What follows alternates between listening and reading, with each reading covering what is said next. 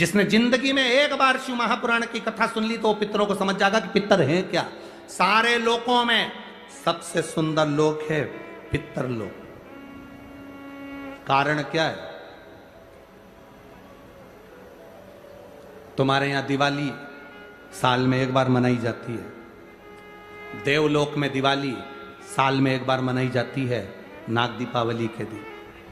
पितृलोक में दीपावली रोज मनाई जाती है। कारण, पितृलोक में दिवाली रोज क्यों मनाई जाती है, उसका कारण क्या होता है?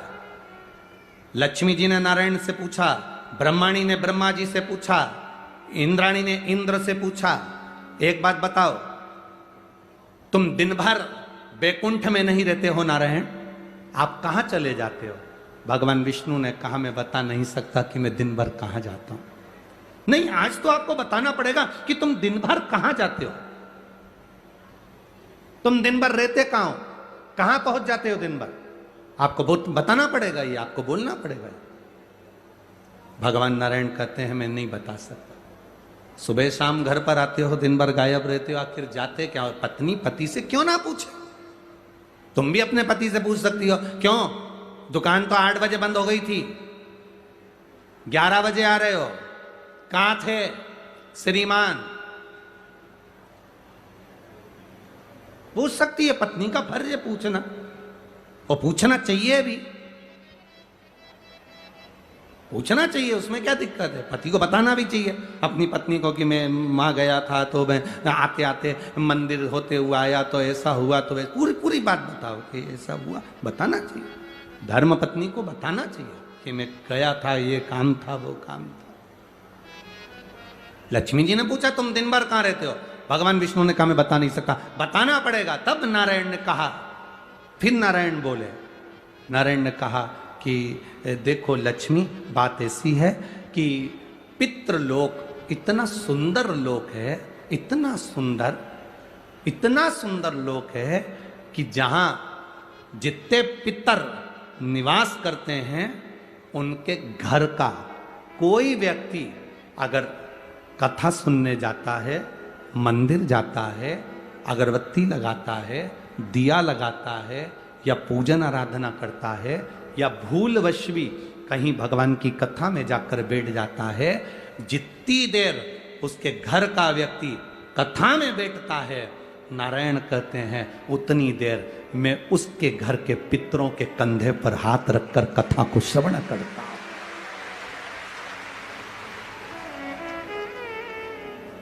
पितृलोक इतना सुंदर है। और पितृलोक के जो स्वामी हैं, आर्यमा स्वामी, वो पितृलोक के जो स्वामी हैं वो भी बड़े सुंदर हैं। और पितृलोक के जो स्वामी हैं बड़े सुंदर, और पितृलोक के स्वामी जिस पर बैठते हैं, काय पर बैठते हैं? कौवे पर, वो भी बड़ा सुंदर, अति सुंदर। अरे गुरुजी कहां की बात कह रहे हो? सबसे सुंदर पक्षी तो मोर है, राष्ट्रीय पक्षी में भी उसको कहा सबसे सुंदर पक्षी तो मोर है, और आप कह रहे हो कि दुनिया का सबसे सुंदर पक्षी कौवा है। अरे भाई, जिसने कथा नहीं सुनी उसको लगता है कि दुनिया का सबसे सुंदर पक्षी मोर है, पर अगर शास्त्र को उठाकर देखोगे तो दुनिया का सबसे सुंदर पक्षी कौवा था। पहले नंबर पर सफेद सुंदर, अति सुंदर कौवे के आगे कोई पक्षी नहीं था। वो तो ब्रह्मा जी ने पृथ्वी पर यज्ञ करा, और पृथ्वी पर जब यज्ञ करना चाहा ब्रह्मा जी ने, तो उस समय पर ब्रह्मा जी ने कहा, मुझे इस पृथ्वी पर यज्ञ करना है, इस जमीन को लीपने के लिए अमृत की जरूरत है। जैसे अपन गाय का गोबर लीपने के लिए लाते हैं, वैसे ब्रह्मा जी ने कहा इसको लीपने के लिए अमृत चाहिए। अमृत कौन लेकर आएगा? कोई आगे नहीं आया। तब ब्रह्मा जी ने कौवे को बुलाया, ए कौवा, तुम अमृत लेकर आओ, क्योंकि तुम्हारी दृष्टि बड़ी प्रबल है, तुम अमृत को ढूंढ कर ला सकते हो। कौवा, अमृत तो लाना, पर झूठा मत करना, अमृत को लेकर आना, मुझे बताना कहां रखा है तो मैं लेने चले जाऊंगा। कौवे ने कहा, जो आज्ञा ब्रह्मदेव। कौवा आर्यमा स्वामी को नमन करा, प्रभु ब्रह्मा जी का काम है, मुझे जाना पड़ेगा। कौवा बड़ा सुंदर था, बुद्धिमान था, तो कौवे को भेज दिया। इसलिए रामचरितमानस में काकभसुंडी की कथा बार बार आती है। गरुण और कौवे की कथा आ रही है। कौवा कितना विद्वान था, चला अमृत का पता लगाने के लिए। जब कौवा चला, अमृत का पता लगाते लगाते लगाते लगाते कौवे ने संकल्प ले लिया था कि जब तक अमृत नहीं मिलेगा मैं मुख झूठा नहीं करूंगा, पानी तक नहीं पीऊंगा। भूखा प्यासा कौवा दौड़ता रहा। आर्यमा स्वामी से कहकर कौवा दौड़ते दौड़ते दौड़ते दौड़ते जाए। बहुत दिन हो गए, तब कौवे को अमृत मिला। अमृत मिला तो कौवे को लगा बहुत तेज प्यास लग रही है, करूं क्या। कौवे ने उस अमृत को झूठा कर दिया। ब्रह्मा जी को आकर कहा, स्वामी अमृत वहां रखा हुआ है, पर बात इतनी सी है कि मैंने उस अमृत को झूठा कर दिया। ब्रह्मा जी को क्रोध आ गया। ब्रह्मा जी ने कहा, रे कौवे, तू सफेद होकर सुंदर होकर तूने ऐसा काला काम कर दिया, ऐसा बेकार काम करा। तूने अमृत को झूठा करा और ऐसा काला काम तूने करा। मैं तुझे श्राप देता हूं कौवे, तू गोरे से काला हो जाएगा। तूने अमृत को झूठा करा, इसलिए तेरी वाणी कर्कश हो जाएगी, तेरी वाणी कर्कश हो जाएगी। अमृत को कौवे ने झूठा करा था, इसलिए सारे पक्षी जल्दी मरते हैं, पर कौवा इतनी आसानी से नहीं मरता। कौवा इतनी आसानी से नहीं मरता। सारे पक्षी जल्दी मरते हैं, पर कौवा आसानी से नहीं मरता। तेरी वाणी कर्कश होगी तो काला होगा। सुंदर कौवा काला हो गया। आर्यमा स्वामी ने देखा कि मेरा कौवा, मैं जिस पर बैठता हूं, ये काला हो गया। आर्यमा स्वामी ने ब्रह्मा जी से कहा, आप क्या चाहते थे। ब्रह्मा जी कहते हैं, मुझे यज्ञ करना था, जमीन को लीपना था, कौवे ने अमृत झूठा कर दिया। क्यों चिंता करते हो, अमृत तो अमृत है, कोई झूठा भी कर देगा तो अमृत की शान कहां घट जाएगी। अमृत की क्या शान घटना। आर्यमा स्वामी ने कौवे से कहा, तू चिंता मत कर। आर्यमा स्वामी बोले, कौवे तू चिंता मत कर, आज मैं तुझको एक कार्य देता हूं। जब 16 श्राद्ध आएंगे, कौवा जिस जीव की जो तिथि होगी, मान लो किसी की चतुर्थी तिथि है, उस चतुर्थी तिथि पर तुझे छोड़ने के लिए पृथ्वी पर पितरों को जाना पड़ेगा। जब उनके छत पर तो पितरों को छोड़ने के लिए जाएगा, कौवा जब तू वापिस आएगा, तेरे लिए छत के ऊपर भोजन रखा रहेगा। जिसकी छत पर भोजन रखा मिल जाए, उसको तू पाएगा तो पितृ तृप्त होंगे। कौवे ने कहा, मेरे द्वारा पितृ तृप्त होंगे। कौवा नहीं, जब पितर वापिस आएंगे, पितृलोक में रहेंगे, उनको 1 वर्ष के अंदर जब भूख लगेगी, तब कौवा तू अपनी चोंच में उनकी छत से जो भोजन लेकर आएगा, अपनी चोंच से निकालकर उन पितरों को देगा, जिससे उनका कल्याण होगा और वो आशीर्वाद प्रदान करेंगे, वो वर प्रदान करेंगे। हम नहीं पहचानते हमारे शास्त्रों के विधानों को। हमने कह दिया ये अच्छा है, हमने कह दिया वो अच्छा, उसको समझो क्या कि श्रेष्ठता कहां है। शिव तत्व की प्राप्ति का एक आनंद बिंदु है। चाहे टीवी चैनल के माध्यम से, चाहे मोबाइल के माध्यम से,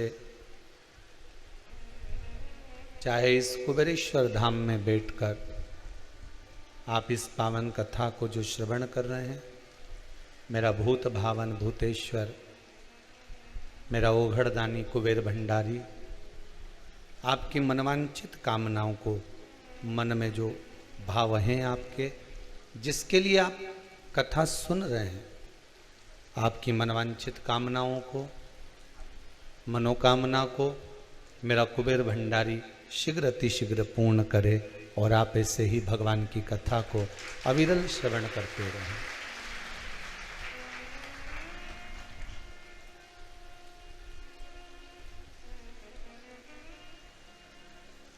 बच्चा घर में कैसे भी कपड़े पहनेगा, उसे कोई टोकने वाला नहीं है। कोई टोकेगा क्या उसको? मम्मी मुझे कुर्ता पजामा पहनना है, पहन ले। मम्मी मुझे जीन्स टी शर्ट पहनना है, पहन ले।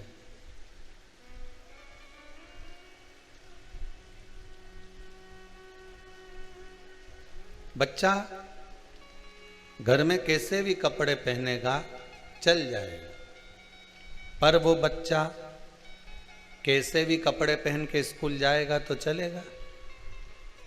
अरे बोलो तो, नहीं चले। स्कूल से, क्लास से बाहर। क्यों रे भेरू, कहां का कपड़ा पहन के आया है तू? चल निकल बाहर।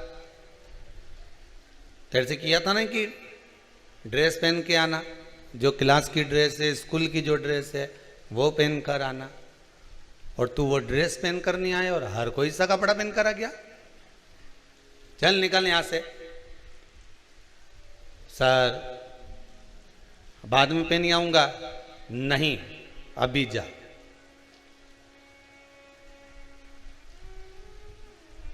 अब बच्चा घर में कोई से भी कपड़े पहने, वो कैसी भी ड्रेस पहने, वो कैसे भी वस्त्रों को पहन सकता है।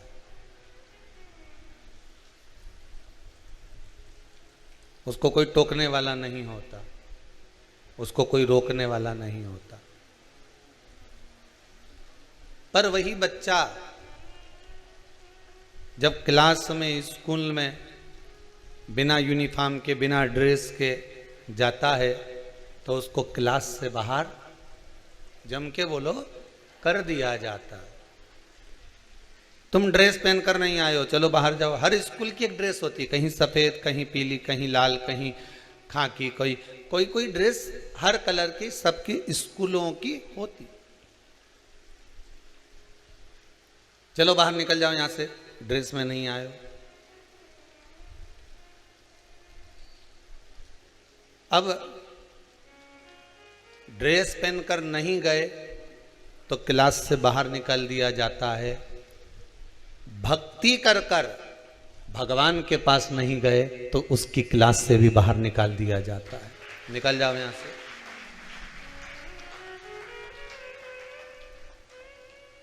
घर में कैसे भी रहो, पर स्कूल जाना है ना, समझ गए?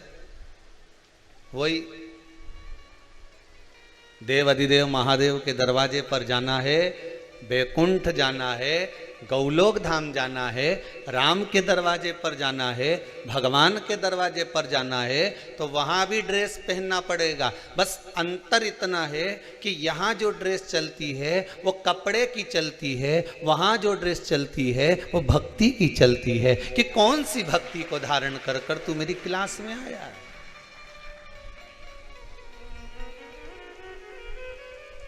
अगर भक्ति को धारण कर कर नहीं गए,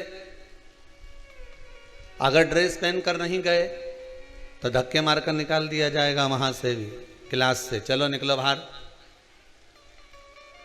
ये तुम्हारे घर है कोई कि जहां चाहोगे वैसा कपड़ा पहन कर जाओगे? घर में कैसा भी कपड़ा पहन सकते हो, घर में किसी भी तरह के वस्त्र में रह सकते हो, घर में कोई भी कलर का वस्त्र धारण कर सकते हो, पर उस परमात्मा के दरवाजे पर जाना है तो भक्ति का वस्त्र पहनना पड़ेगा, भाव का कपड़ा पहनना पड़ेगा, श्रद्धा और विश्वास का वस्त्र धारण करना पड़ेगा। जब उसके दरवाजे पर जाएंगे तो भजन का जो कपड़ा है, स्मरण का जो कपड़ा है, दान का जो कपड़ा है, पुण्य का जो कपड़ा है, सत्कर्म का जो कपड़ा है, भगवान की भक्ति का, भजन का जो वस्त्र है, वो हमारी इस आत्मा पर चढ़ा होना चाहिए। तो भगवान भी कह देगा कि इसका क्लास में प्रवेश दे दिया जाए, क्योंकि कपड़े पहना हुआ है, ड्रेस पहना हुआ है।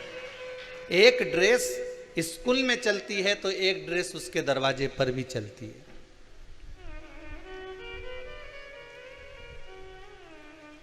भजन भोले बाबा का करते रहोगे तो संसार सागर से तरते रहोगे। आप ड्रेस पहनो,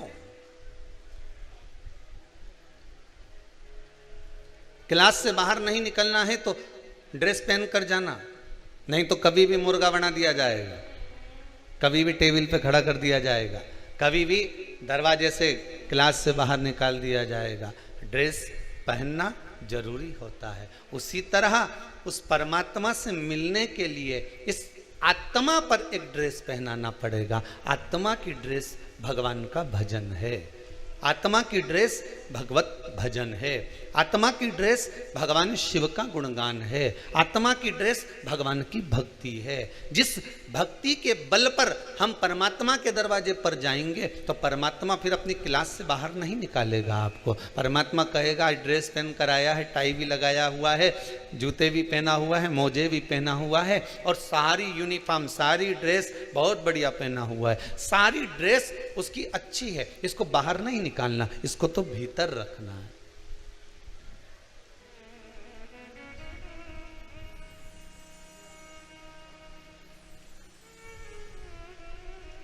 पर उस ड्रेस को पहनने के लिए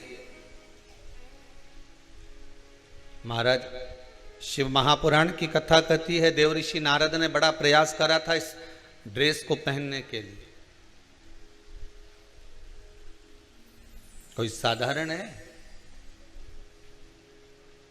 राजा परीक्षित, श्रीमद् भागवत कथा में आता है कि राजा परीक्षित ने बड़ा प्रयास करा था इस ड्रेस को पहनने के लिए। कितने ऋषि राजा परीक्षित को मिल गए थे। श्रीमद् भागवत आप श्रवण करे होंगे, आपने अगर भागवत सुनी होगी तो उसमें वर्णन आता है कि कितने कितने संत मिले। एक योगी मिला तो योगी ने कहा कि तुम योग करो, भगवान तुम्हें मिल जाएगा। राजा परीक्षित को कुल कितने दिन मिले थे? 7 दिन। हमको भी तो 7 ही दिन मिले हैं।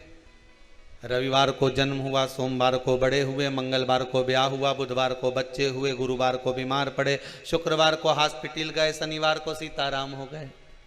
7 दिन ही तो हमको भी मिले। जैसे राजा परीक्षित को 7 दिन मिले वैसे हमको भी 7 दिन मिले हैं। बस राजा परीक्षित भी असली गुरु की तलाश करने गए थे तो किसी इतने 300 ऋषि गुरुजन उस राजा परीक्षित को मिले थे। एक ने कहा तुम हमारे पास बैठो, हम तुम्हें योग कराएंगे तो भगवान मिल जाएगा। दूसरे ने कहा हम तुमसे, तपस्वी ने कहा हम तुमसे तप कराएंगे, साधक ने कहा हम तुमसे साधना कराएंगे।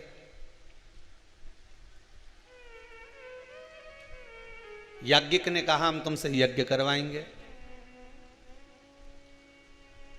कोई कहता है हम तुमसे ये कराएंगे, कोई कहता हम तुमसे तप कराएंगे। त्यागी से मिले तो काम तुमसे त्याग कराएंगे, कामी से मिले तो क्या तुम काम में डूब जाओ, लोभी से मिलो तो वो के लोभ में डूब जाओ। ना जाने कितने मिले। और केवल राजा परीक्षित को इतने नहीं मिले, अपने को उससे ज्यादा मिले। राजा परीक्षित को तो केवल 300 ही मिले थे, जिन्होंने कहा तू तप कर, तू साधना कर, तू यज्ञ कर, तू अनुष्ठान कर, तू ये कर, तू वो कर। पर राजा परीक्षित कहने में नहीं आया, पर अपने को इनसे ज्यादा मिले। एक ने कहा वहां चले जाओ, वहां जाओगे तो ऐसा हो जाएगा, और वहां चले जाओ वहां बैठक हो, वहां चले जाओ वहां उठक हो, वहां चले जाओ वहां ऐसा हो। सारी दुनिया में डोली आए न 300 से ज्यादा के दरवाजे पर होके आ गए। जब आखिरी में कहीं काम नहीं बना, जैसे राजा परीक्षित भटक भटक कर हार गए। कोई के तप करो, कोई के साधना करो, कोई के योग करो, कोई के घर त्याग दो, कोई के परिवार त्याग दो। सब हारने के बाद राजा परीक्षित जैसे सुखदेव जी के पास पहुंचे तो सुखदेव जी से पूछा कि मैं क्या करूं कि मुझे भगवान मिल जाए। मैंने सबके कहने पर चला। सुखदेव जी ने कहा राजन, तुम्हारी गति और संसार के मनुष्य की गति एक बराबर है। व्यक्ति दूसरे से पूछता है मैं कैसा लग रहा हूं। आप लोग भी तो पूछते हो किसी ना किसी से। एक पत्नी ने नई नई साड़ी पहनी, पति से पूछ लिया। पति जा रहा था ऑफिस, ए जी मैं कैसी लग रही हूं। पति ने मन में सोचा अब ऑफिस जा रहा हूं, मूड खराब करके क्यों जाऊं, बोलूं ही नहीं तो अच्छा। पत्नी ने फिर पूछ लिया, ए जी मैं कैसी लग रही हूं। पति बोला ऐसी लग रही जैसे हरी घास में भैंस चर रही। अब तुझे या तो पूछना ही नहीं था कि मैं कैसी लग रही, और अगर पूछा है तो फिर सुनो। राजन, तुम्हारी गति और संसार के मनुष्य की गति एक जैसी है। संसार का मनुष्य जाकर पूछता है मैं कैसा लग रहा हूं, सुखदेव जी महाराज राजा परीक्षित से कहते हैं, संसार से पूछना बंद कर दो कि मैं कैसा लग रहा हूं, संसार से पूछना बंद कर दो कि मैं क्या करूं, योग करूं, साधना करूं, तप करूं, व्रत करूं, उद्यापन करूं, ये करूं, वो करूं। दुनिया से पूछना बंद कर दो। दुनिया के लोग पूछते हैं मैं कैसा लग रहा हूं, तो सुखदेव जी महाराज कहते हैं तुम किसी से मत पूछो कि कैसा लग रहे हो, तुम तो कांच के सामने, दर्पण के सामने जाकर खड़े हो जाओ, तुम्हें मालूम पड़ जाएगा कि तुम कैसे लग रहे हो। बस उस दर्पण के सम्मुख में तुम पहुंच जाओ तो तुम्हें मालूम पड़ जाएगा तो कि तुम कैसे लग रहे हो। उसी तरह सुखदेव जी महाराज ने कहा, एक बार शिव महापुराण में जाकर, एक बार भागवत में जाकर बैठ जाओ, तुम्हें मालूम पड़ जाएगा कि तुम कैसे लग रहे हो, भगवान के लायक हो कि नहीं हो। हम दुनिया वालों से पूछेंगे कि साहब हम बड़े दुखी हैं, आप बता दो हम क्या करें, तो कोई कहेगा ऐसा करो, कोई कहेगा वैसा करो। अगर हम शिव महापुराण में जाकर बैठ गए तो हमें किसी बैठक में जाने की जरूरत पड़ेगी क्या? जम के तो बोलो नहीं। ये पत्र में लिख के किसी ने, इसको कागज नहीं मिला तो लिफाफा पे दरिया ही और लिख दिया। 2 बार मैंने, पहले तो बताओ तो सर ये लिफाफा लिखा किसने था? कहीं का बैठा हो तो हाथ ऊंचा करो जरा।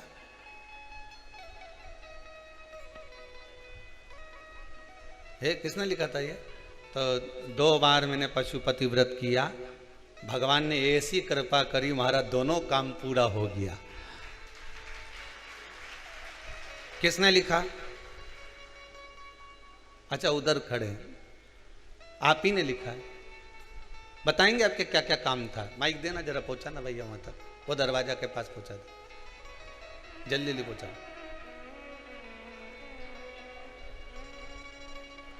पहुंचाओ जरा, बढ़ाते जाओ आगे।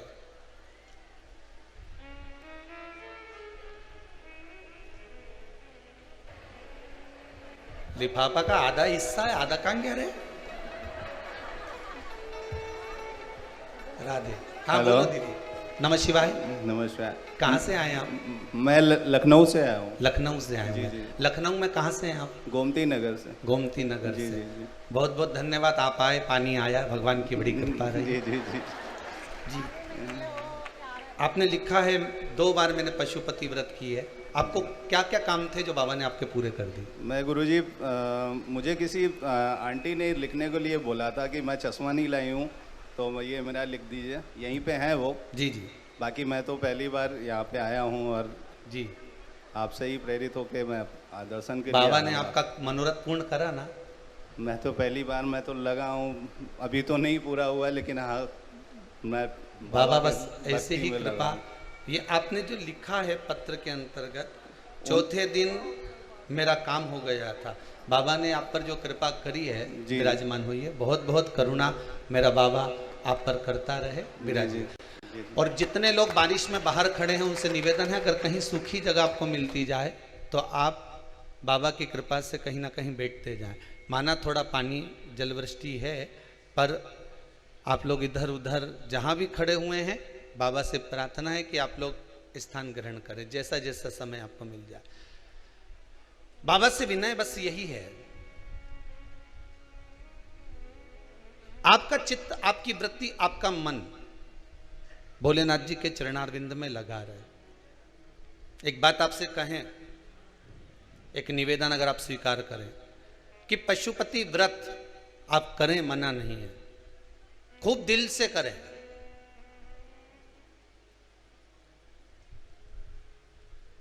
पर एक निवेदन स्वीकार करेंगे तो अगर आप भगवान के सामने केवल एक बार बोलो कि बाबा हमारी ये कामना है।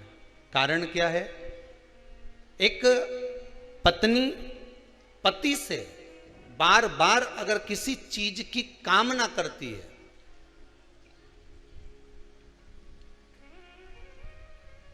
पत्नी पति से अगर किसी चीज की बार बार कामना करती है तो उसका पतिव्रता धर्म नष्ट हो जाता है।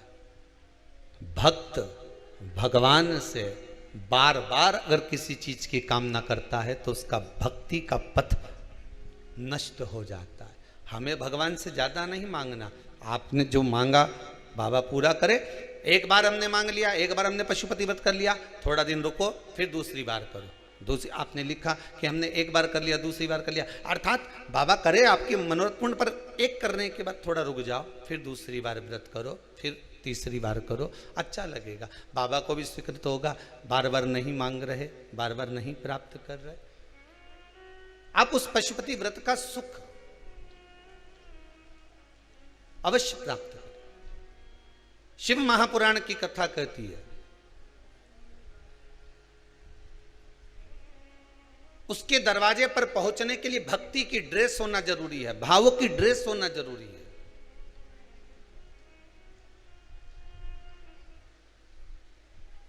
और भक्ति की ड्रेस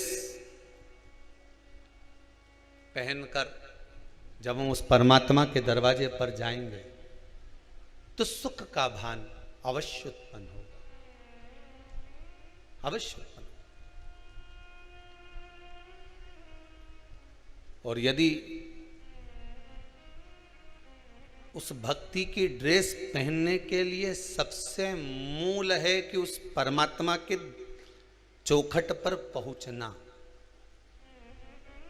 दर्पण में मुख देखना। राजा परीक्षित, तुम्हें 300 ऋषि मिले, पर 300 ऋषि जो तुमको मिले हैं राजा परीक्षित, बारंबार तुमको जो इतने सारे ऋषिवर मिले हैं, इतने सारे ऋषियों ने, कोई ने कहा तुम योग करो, कोई कहता है तुम साधना करो, कोई कहता है तुम तप करो, कोई कहता है तुम ये करो, हम मना नहीं करते, तुम सब कुछ करो, पर जब समय की अवस्था कम हो, समय की गति कम हो, उस समय पर जब हम प्रवेश कर रहे हो, उस समय पर हमें फिर किसी से नहीं पूछना कि मैं कैसा लग रहा हूं, मैं कैसी लग रही हूं, उस समय पे हमें दर्पण में मुख देखना है। अर्थात हमको शिव महापुराण में, भागवत पुराण में, रामचरितमानस में, गीता जी में जाकर बैठना प्रारंभ कर देना चाहिए। उसमें हमारा मुखाग्रविंद नजर आ जाता है, उसमें हमारा मुख दिखने लगता है।